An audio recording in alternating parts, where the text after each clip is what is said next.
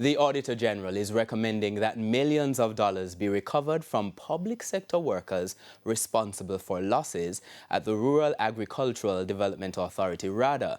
Details were outlined in the Auditor General's annual report tabled at last week's sitting of the House of Representatives. Details from Andrea Chisholm. Roughly $65 million. That's how much the Auditor General wants to be paid back to the government from accountable officers at RADA. The amount is for the loss of government assets at the state entity. Hence, the case was referred to the Financial Secretary to facilitate the recovery.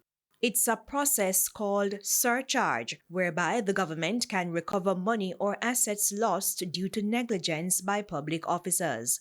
Activities that can lead to surcharge include failure to collect revenue, making improper payments, deficiency or loss of public money, or loss or destruction of government assets. The recommendation for surcharge follows a May 2025 special audit of RADA, which showed that between September 2019 to July 2023, Morocco donated roughly 72,000 bags of fertilizer to Jamaica, valued at roughly $349.4 million.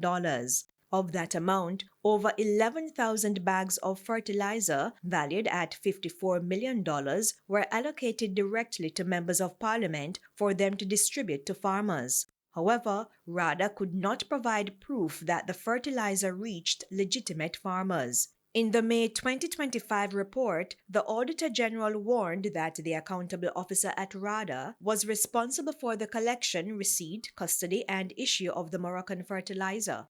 Therefore, they should have instituted controls to govern the distribution of the fertilizer, whether it was done directly by RADA or through members of parliament.